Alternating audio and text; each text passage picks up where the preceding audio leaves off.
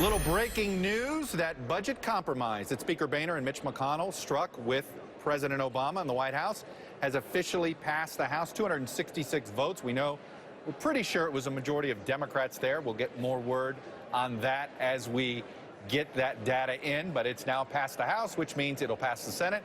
And it's a nice segue for our next segment, because this third Republican debate, it's going to be about some front and center issues like the economy and the budget. It's billed as a your money, your vote, and it's supposed to hit every presidential candidate and their tax plans and their economic plans and what they're going to say. I think we're going to see more detail than we ever had. So we'll see. Tonight, after the candidates have to take the stage after the Federal Reserve voted to leave interest rates at 0 for a 7th year, and just as that major budget deal gets through Washington. So normally policy takes a back seat on the trail, but it's safe to say it's supposed to be front and center tonight.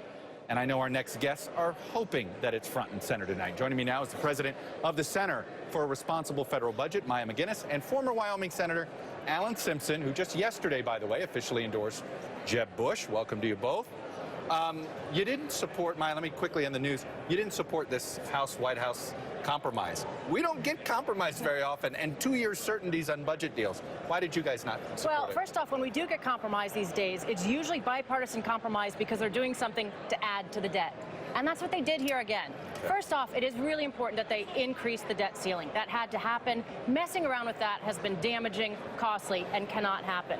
But what they also did is they replaced a portion of the sequester, which we should replace because it's not smart policy.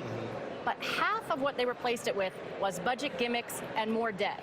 So they're actually increasing spending at the same time they're lifting the debt ceiling instead of replacing bad policies with better policies. And that's a real lost opportunity. You know, Senator, and part of me just wants to turn the show over to you and just let you just comedic and rant a little bit. But let me look at, it's been funny to watch Speaker Boehner and President Obama brag about deficit reduction over the last 3 years, because what did it is what neither one of them wanted. Spending cuts and tax increases. Is this a reminder that really the only way we tackle the debt and deficit is spending cuts and probably some tax increases? There's no other way to do it, but you can do a lot when you dig into the tax code. When we got into that baby and found over 180 tax expenditures, which cost $1.1 trillion, and that was exactly the amount of money that came into the Treasury in 2010 when we were doing our work, $1.1 billion. So they all talk about, the thing that is on automatic pilot is health care and Social Security. They're not dealing with 2/3 of the American budget right now with all this grand bargain, underground, whatever bargain. They're not getting to the real nub, which is health care and Social Security reform. So it's a myth. I am curious, though. Can you actually, is there any way one party can deal with entitlements, or is it going to have to be this sort of, you almost have to have the divided government if you're ever going to have a conversation about Social Security? No, it has to be the grand bargain. It has to be the bipartisan bargain, because all of this stuff, whether it's entitlement reform or raising revenues, which I completely agree, both of them have to be part of getting this actually fixed. All of them are so easy to run political ads against, to go on the attack against. And unless we have members telling the truth, which is we have to do both of these, we cannot delay on fixing Social Security. It's only going to make it worse for the people who depend on the program. We have to do something about health care costs.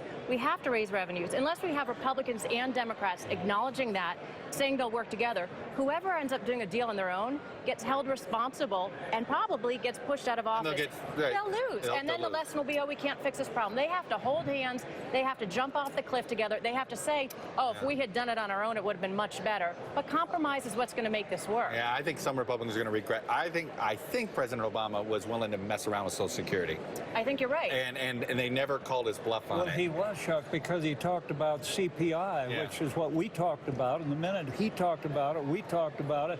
The AARP and the senior groups tore him to shreds. Very quickly, why'd you endorse Jeb Bush over the rest of this field? Because I'm tired of guys who are part-time guys who run for president and suddenly after 3 years here or 4 years there or 6 years in the U.S. Senate have become wizards.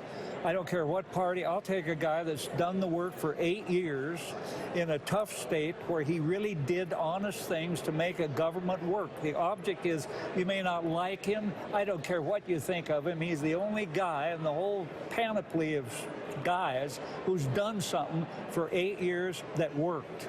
All right. Why not pick a guy like that? Well, yeah. Mr. Pragmatic, Alan. I think Jeb will like to have you on the stump a lot more, Senator. Well, I've stumped a lot of people.